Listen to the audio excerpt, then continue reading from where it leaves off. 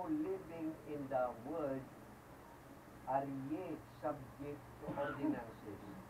Touch not, taste not, handle not, which all are to perish with the using after the commandments and doctrines of men, which things have indeed a show of wisdom in will worship and humility and neglecting of the body, not in any honor to the satisfying of the flesh. Pagkaray ng Diyos sa Diyos salita. Ay ko'y maupo, mga kapatid.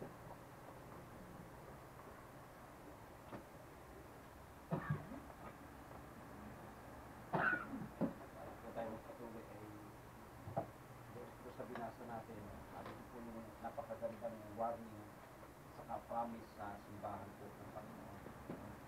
Ang una pong warning ay nasa verse number 8. Beware lest any man spoil you through philosophy and vain deceit. Kaya pagdating po sa paniniwala at pananampalataya, hindi po pwede yung logic. Hindi po pwede yung philosophy of man. Hindi po pwede yun no? Okay? After the tradition of men. Hindi po pwede yun. Kung mo ginagawa ng tao tama na. After the rudiments, ibig sabihin ng rudiments ay principles of the world and not after Christ. Hindi naman inutos ni Kristo. Hindi ko ba? Hindi pwede yun. Hindi ko mo ginagawa ng marami tama. Ang mga ginagawa ng nakararami, kalimitan ay mali. Kasi daw kay Kristo, for in Him dwelleth all the fullness of the Godhead bodily. At ito yung napakagandang promise. The word for in verse 10, okay, verse 9 pala, for in Him, because in Him dwelleth all the fullness. At kay Kristo lahat yun. Sabi sa 10, and ye are complete in Him. Yung YE ay plural, the whole Colossian Church. Ginagamit ito ng iba sa wrong interpretation na complete in salvation. Hindi lang yung salvation ang ano rito. No? Ang church na ikumpleto. The plural church, YE, ay kumpleto. No? Complete in Him, which is the head of the principality and power.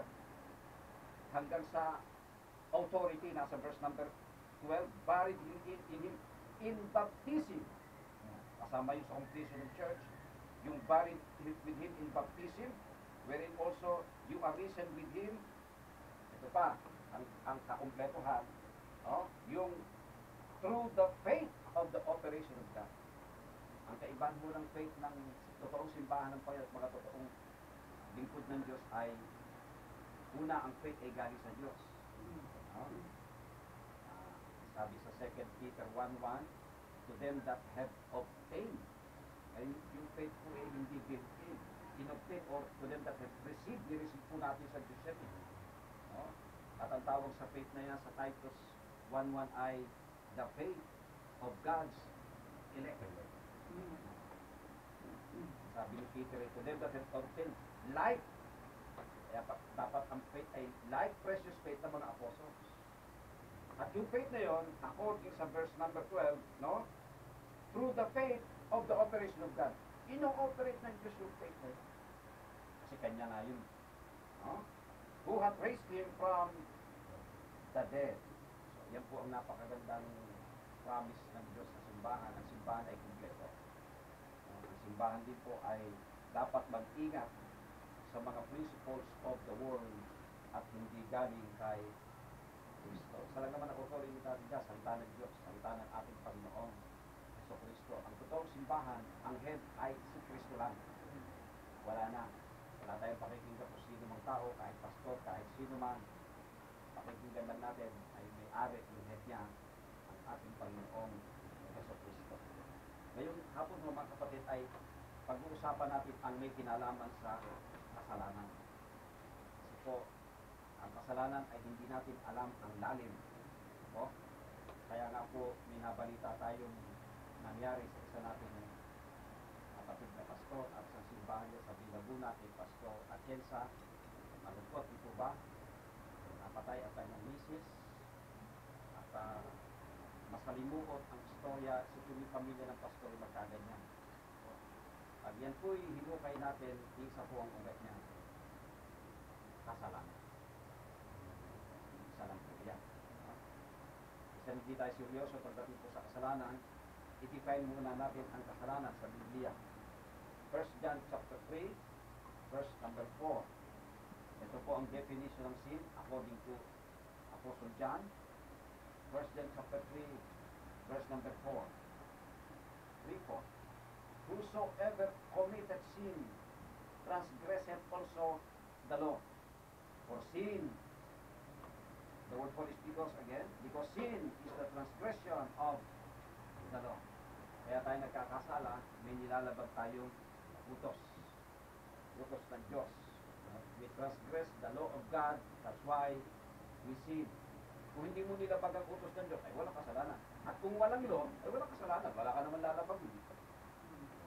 Tulad halimbawa sa kalsada, sa kalsada niyo, tumawid ka dyan araw-araw, wala ka lalabag yung utos. Kasi walang utos dyan.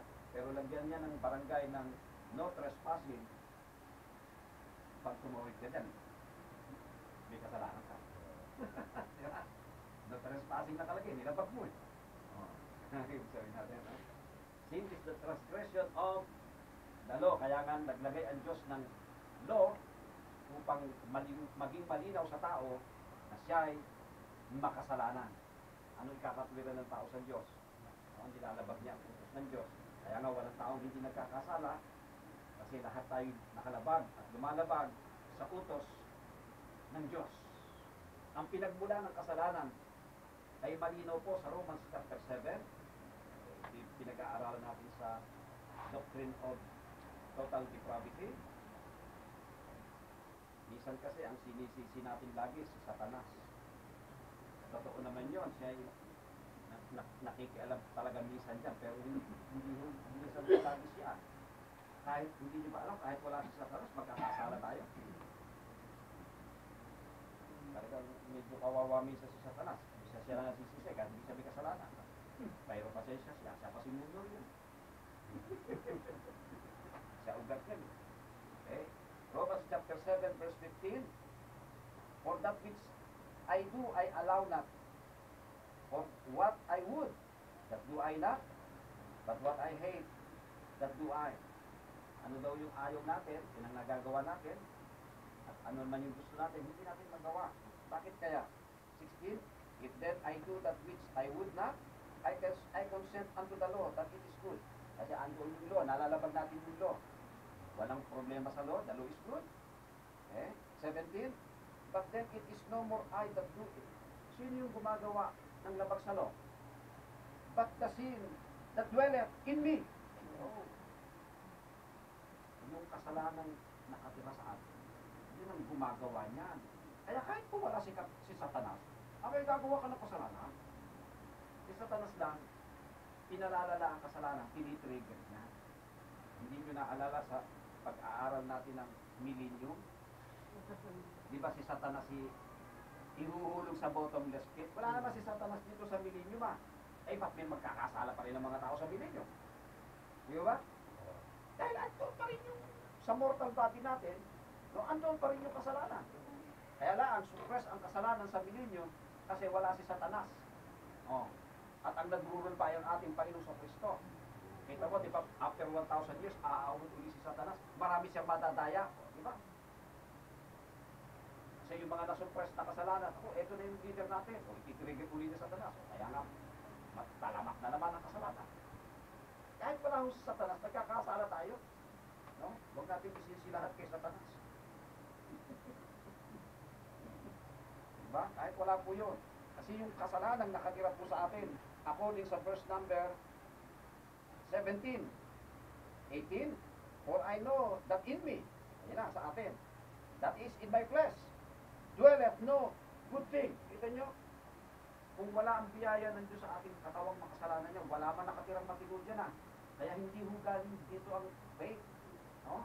No good thing naman galing dito. Ba't ang galing ang faith dyan? Ang faith galing sa labas, regalo ng Diyos. It is the gift of God. Kaya ang sabi doon to them that have received or obtained like precious faith.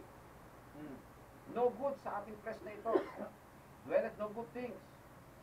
For to will is present with me. But how to perform that which is good, I find not. 19. For the good that I would, I do not. But the evil which I